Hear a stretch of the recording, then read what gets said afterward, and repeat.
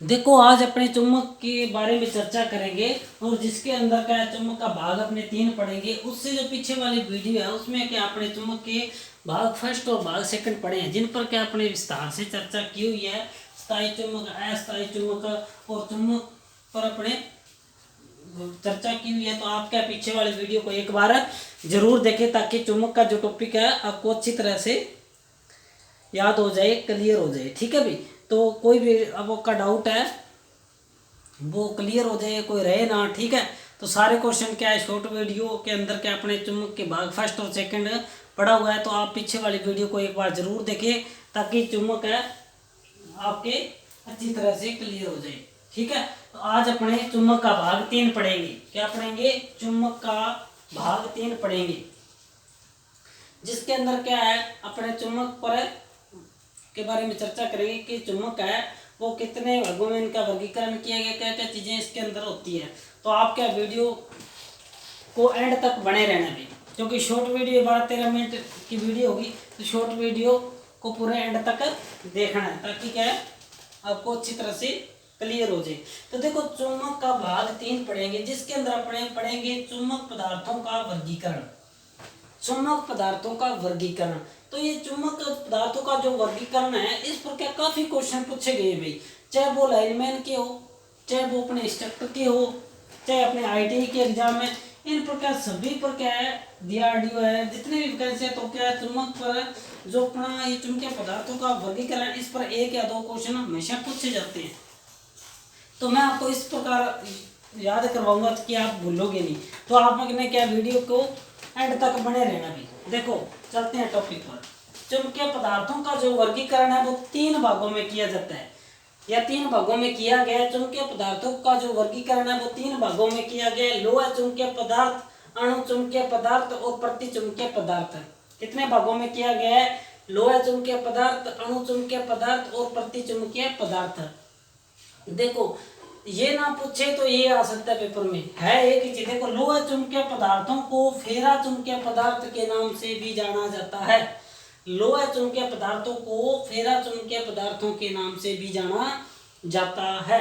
अणु चुंबकीय पदार्थ को पेरा चुंबकीय पदार्थ के नाम से भी जाना जाता है। उसके बाद है प्रति चुंबकीय पदार्थ को अपने डाया चुंबकीय पदार्थ के नाम से भी जाना जाता है।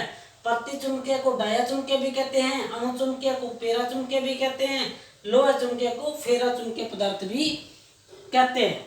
उसके बाद देखो अपने विस्तार से चर्चा करेंगे कि किसके अंदर क्या क्या होता है। तो ये आपको समझ आ गया। चुंबकीय पदार्थ का जो वर्गीकरण है वो 3 भागों में किया जाता है, लोह, अणु चुंबकीय और प्रति चुंबकीय भी।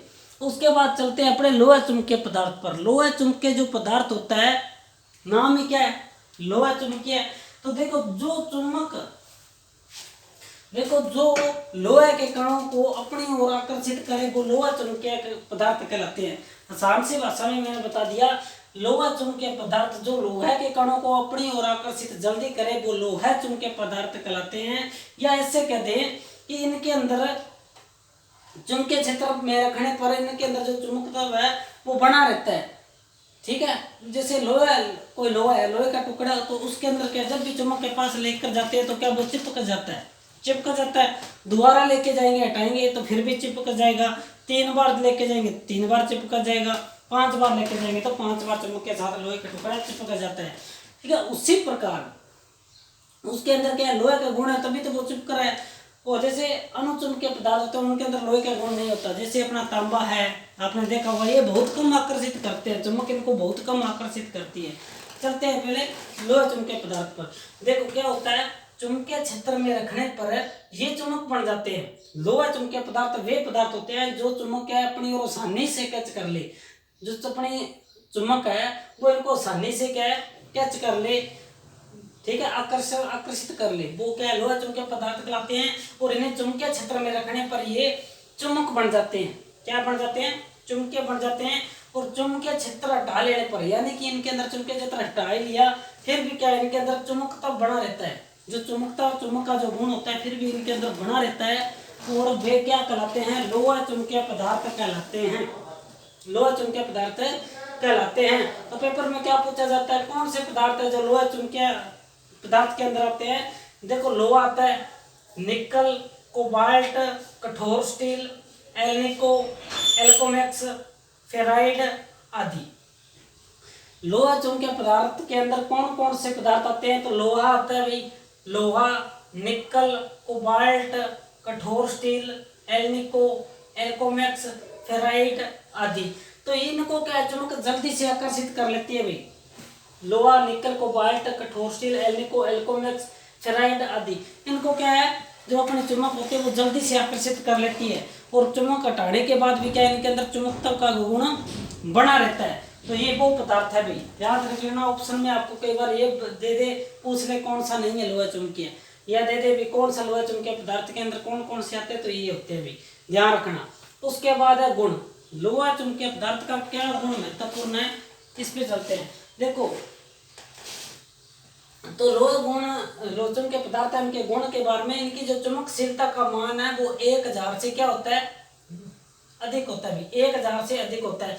तो काफी बार पूछा गया है कि लोहा चुंबकीय पदार्थों की जो चुंबकशीलता होती है, सापेक्ष चुंबकशीलता होती है, उनका मान कितना होता है, तो 1000 से अधिक होता है। ठीक है भाई। और स्थायी चुंबक बनाने में लोहा चुंबकीय पदार्थ का उपयोग किया जाता है। स्थायी चुंबक बनाने में लोहा चुंबकीय पदार्थों का उपयोग किया जाता है, और जहां स्थायी चुंबक बनानी है वहां पे अपने डीसी सप्लाई का उपयोग किया जाता है।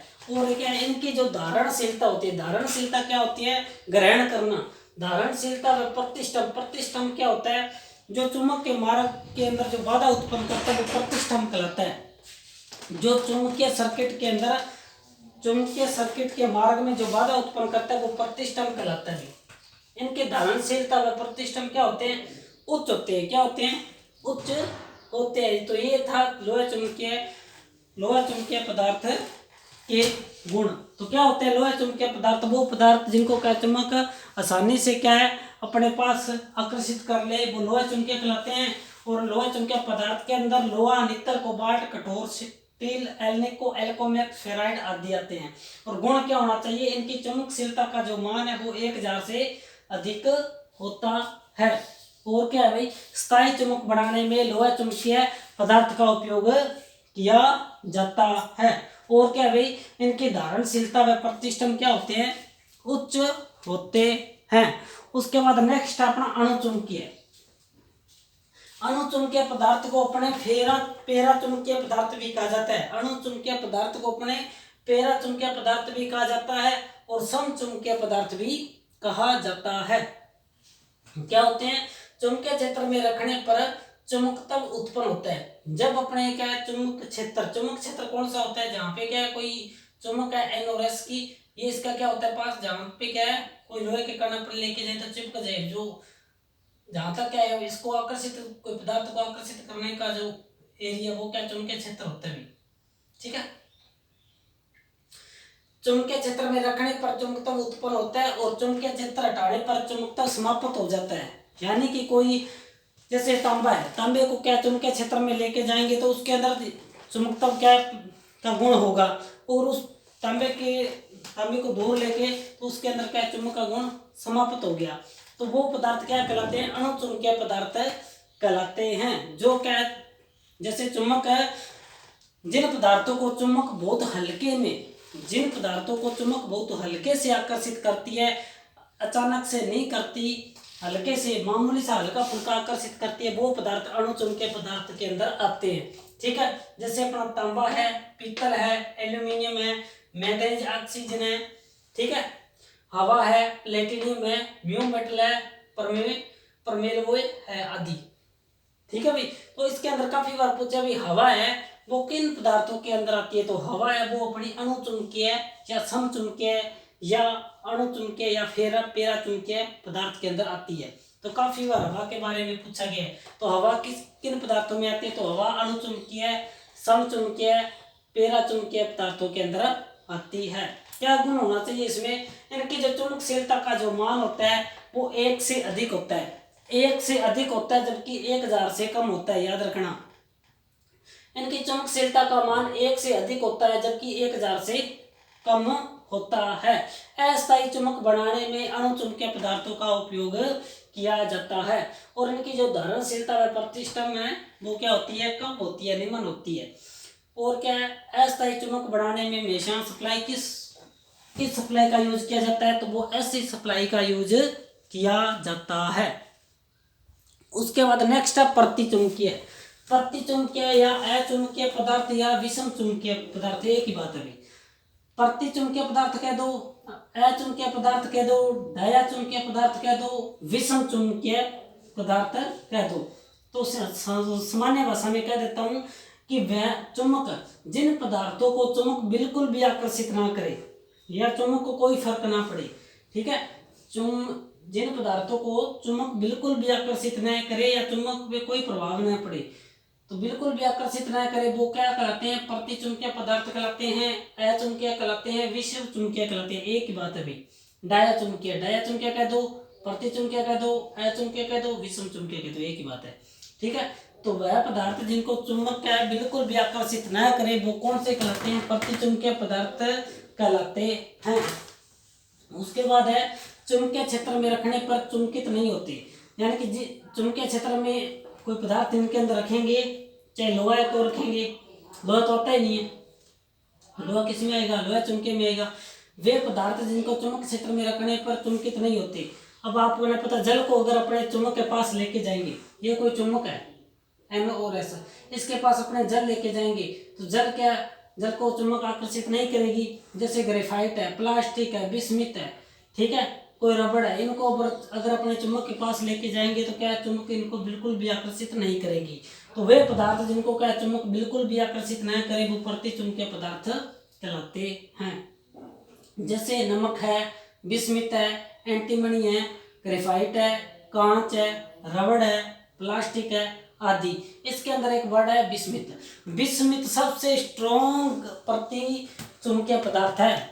तो बिस्मिथ पर काफी बार क्वेश्चन आया हुआ है, बिस्मिथ क्या है, तो बिस्मिथ एक प्रतिचुंबकीय पदार्थ है और यह सबसे स्ट्रॉन्ग बिस्मिथ है। सबसे स्ट्रॉन्ग क्या है, सबसे ज्यादा स्ट्रॉन्ग कौन सा प्रतिचुंबकीय पदार्थ है, बिल्कुल भी आकर्षित क्या है चुंबक इसको नहीं करती है, ध्यान रखना भी, ठीक है। बिस्मिथ पर काफी बार क्वेश्चन पूछा गया है। उसके बाद है गुण। तो गुण क्या है, प्रतिचुंबकीय पदार्थ के अंदर अपेक्षित चुंबकशीलता 1 से कम होती है, 1 से कम होती है, ठीक है, 1 से ज्यादा नहीं होती। 1 से ज्यादा किसकी होती है, अणुचुंबकीय की होती है। तो प्रतिचुंबकीय की कितनी होती है, अपेक्षित चुंबकशीलता 1 से कम होती है।